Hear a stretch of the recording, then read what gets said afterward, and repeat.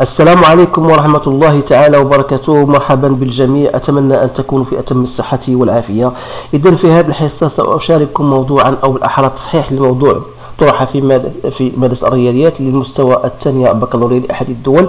إذن فهو موضوع مهم جدا مكتوب باللغة الفرنسية، عليكم الاطلاع عليه وأخذ الوقت الكافي لقراءة الأسئلة بتمعن ثم الإجابة عنها، وبعدها يمكنكم بطبيعة الحال مقارنة أجوبتكم مع الأجوبة التي سأقوم بإدراجها في هذه الحصة. إذن هنا عندنا عطاونا واحد لا فونكسيون، دائما الأسئلة التمهيدية تكون في المحور الأول ثم بعدها تلي المحور الثاني.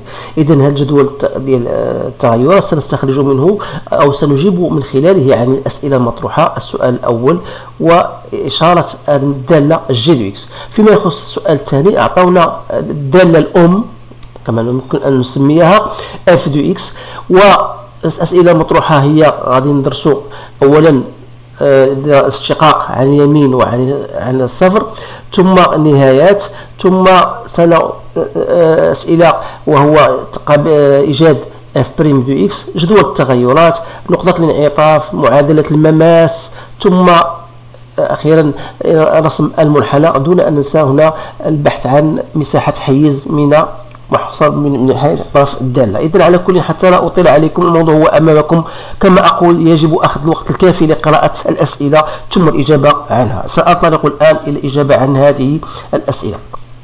إذن فوالا عندنا جي دو إكس إيغال موان 4 إكس ln de x. Alors la première des choses, on remarque que g de 1 c'est facile, égal à 0. Donc d'après من خلال الجدول التغيرات نلاحظ بأن إذا رجعنا الجدول فوالا نلاحظ بأن بالنسبة لواحد فهو يوجد فهو أكبر من واحد على أ، يعني أن غادي يكون في هذه الجهة هذه. إذا إذا كان في هذه الجهة هذه يعني ماذا يعني هذا؟ يعني هنا جي دو يساوي الصفر. لاحظوا معي الدالة فهي في هذه الجهة طالعة من الصفر حتى 4 سي او مهودة حتى الأعيدة، يعني في هذا الانترفال من 0 إلى 1 فهي موجبة، بينما من 1 بلس لانفين فهي سالبة. إذا هذا يمكن أخذه فقط من خلال جدول التغيرات. إذا سأقوم فأكتب هذه الجملة لأنها هي الجملة المهمة أو الجملة المحورية. Donc quel que soit x appartenant à 0,1, g de x est strictement supérieur à 0. Et quel que soit x appartenant à 1 plus l'infini, on a g de x est inférieur à 0. Sans oublier bien sûr que g de 1 égale à 0. هذا فيما يخص السؤال الأول. السؤال الثاني on vous donne une fonction f de x égale à x au carré 1 moins 2 ln de x بالنسبة ل x أكبر من 0. Et on vous donne f de 0 égale à 0. Alors la première des choses, on va étudier la dérivabilité au point 0 à droite. Donc f de x moins f de 0 sur x moins 0 n'est autre que x1 moins 2 ln de x. Donc vous remarquez que la recherche de cette limite là, c'est simple. Donc c'est tend vers 0 plus. Donc c'est la limite de x moins 2x ln de x. Ça c'est 0 et ça c'est 0, donc c'est bien égal à 0. Donc on dit que f est dérivable à gauche, bien à droite plutôt, à droite de 0, et la courbe représentative bien sûr elle va admettre une demi-tangente, je m'excuse si j'écris en abrégé, une demi-tangente d'équation y est égal à f' de 0, c'est 0 fois x plus f de 0 est égal à 0. Donc voilà l'équation de la tangente qu'on doit bien sûr mettre en présence. Donc c'est-à-dire ça, c'est-à-dire n'est autre que la dérivée à droite du point 0. Donc maintenant la question B. La question B, on va chercher la limite de f de x lorsque tend vers plus l'infini, c'est très facile, c'est moins l'infini. Et la limite de f de x sur x pour étudier les branches infinies, c'est moins l'infini. Alors conclusion ou bien interprétation, donc c de f, il admet une branche parabolique de direction, l'axe des ordonnées. Troisième question, on va chercher maintenant la dérivée, toujours en mentionnant que la fonction en question est bien dérivable. Donc je cherche la dérivée, donc ça me donne, voilà. Donc essayez d'appliquer tout simplement les relations de la dérivée. Donc voilà, donc ça me donne 2x moins 4x ln de x moins 2x. Donc c'est bien moins 4x ln de x, donc c'est g de x. Alors le tableau de variation sera le suivant. Donc x f' de x, voilà f de x, donc 0 plus l'infini. Donc on a dit que la dérivée s'annule au point 1, ça veut dire l'existence d'une demi-tangente au point 1. On a trouvé ici plus, ici moins. Donc voilà votre tableau de variation. Il suffit de remplacer f de 1, ici f de 0, c'est 0. Alors voilà pour le tableau de variation. Quatrième question. Donc on va étudier la présence d'un point d'inflexion. Donc on va chercher d'abord f seconde. Donc f seconde de x n'est autre que la dérivée de g', c'est-à-dire moins 4, la dérivée de x ln de x. Ça me donne moins 4 ln de x plus 1.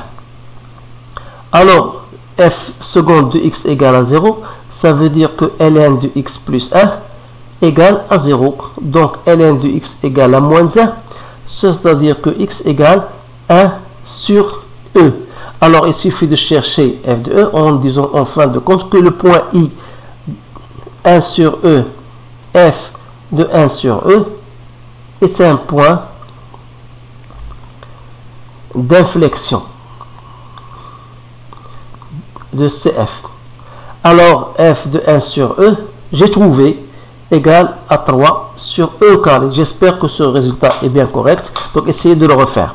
Maintenant je vais passer à la question B. Donc on vous demande de montrer que l'équation de la droite d'équation y, eh bien c'est la tangente au point 1 sur e. Donc la recherche de cette équation de la tangente au point 1 sur e, donc je dois mettre ici f' de 1 sur e fois x moins 1 sur e plus f de 1 sur e. Alors f', donc c'est moins 4 1 sur e ln de 1 sur e fois x moins 1 sur e plus f de 1 sur e que je trouvais 3 sur e au carré. Donc ça me donne moins 4 moins 1 sur e fois x moins 1 sur e plus 3 sur e au carré. Donc c'est 4 sur e x moins 4 sur e au carré plus 3 sur e au carré, soit disons 4 sur e x moins 1 sur e au carré. Donc ça c'est l'équation de la tangente au point 1 sur e. Donc maintenant on va passer à la question 5. Donc question 5, donc vérifier que f de racine de e égale à 0. Donc c'est simple, donc il suffit de mettre x, donner x à la valeur 1 racine de e. Donc voilà, sachant que 1 moins 2 ln de 1 racine de e, il y a 1 demi ln de e, donc c'est bien égal à 0. Donc qu'est-ce qu'il me reste? Il me reste le traçage de la fonction, donc que je vais vous le montrer maintenant. Donc voilà, je vous donne simplement l'allure. Donc au point 0, vous avez ici l'équation, la fonction est bien dérivable à droite, donc il admet une équation de la tangente y égale à 0. Vous avez le point i que j'ai noté ici. Donc voilà, ici c'est 1 sur e, ça c'est un point d'inflexion que j'ai noté i. Voilà, dans l'image c'est 3 sur e au carré. Donc vous avez au point 1, donc on aura une équation de la tangente horizontale, une tangente horizontale, dans l'image c'est 1. Et n'oubliez pas que la fonction, il coupe l'axe des abscisses en un point qu'on note racine de e. Donc, et limite de f de x sur x est égal à moins l'infini, Ça veut dire on a une branche parabolique de direction axe des Y. Donc voilà bien sûr l'allure de votre courbe grosso modo. Donc je m'excuse si cela n'apparaît pas plus net, mais essayez de le faire vous-même en se basant sur ce que vous avez obtenu lors des résultats des exercices. Maintenant, on va passer à la question qui suit, la recherche de l'aire. Donc, l'aire de la fonction, bien sûr, je n'ai pas oublié de tracer, bien sûr, la droite delta, parce que, voilà l'équation de la droite delta, l'équation de la tangente au point I, si vous voulez, ou bien au point 1 sur E. Donc, voilà l'équation de la tangente. Donc, essayez de compléter votre courbe. Alors, je passe à la recherche maintenant de l'aire délimitée par la fonction, bien sûr, c'est entre 1 et racine de E, c'est-à-dire la recherche de cette aire-là, voilà, entre 1 et racine de E. Donc voilà, entre ces deux parties-là, donc voilà l'aire qu'on voudrait chercher. Donc cette aire-là, vous allez écrire, l'aire c'est quoi? C'est l'intégrale de f de x dx entre 1 et racine de E. Donc c'est l'intégrale entre 1 et racine de E de x au carré moins 2x carré ln de x dx. Alors pour l'intégrale de x carré c'est simple, donc maintenant il faut chercher l'intégrale de 2x carré ln de x. Donc je cherche d'abord l'intégrale de x carré ln de x dx. Pour cela je peux poser u égale à ln de x et v' égale à x au carré, c'est-à-dire que u' égale à 1 sur x et v égale à x3 sur 3, et par conséquent j sera x3 ln de x sur 3 compris entre 1 et racine de E moins 1 tiers de x3 sur 3 entre 1 et racine de E. Alors j'ai trouvé, je vous laisse le choix de le faire vous-même, E racine de E sur 18 plus 1 sur 9. Espérons que ce résultat est vrai. Donc ce qui m'intéresse c'est la recherche de l'aire. Donc ça sera donc x3 sur 3 entre 1 et racine de E moins 2 fois ce que j'ai trouvé, donc de racine 2 sur 18 plus 1 sur 9. Donc ça me donne, en faisant mes calculs, j'ai trouvé ces 2e racine de E moins 5 sur 9. Donc n'oubliez pas de multiplier par l'unité d'air. Donc si vous avez une unité d'air 2, donc vous aurez multiplié par 4 pour obtenir bien sûr la réponse correcte. Alors voilà, j'ai terminé donc avec ce sujet-là. Je remarque que c'est un sujet très intéressant. Donc essayez de le refaire et de le partager avec vos collègues pour que tout le monde puisse bien sûr comprendre et s'améliorer. Alors je vous remercie encore une fois. Je vous souhaite une bonne chance et je vous dis à bientôt.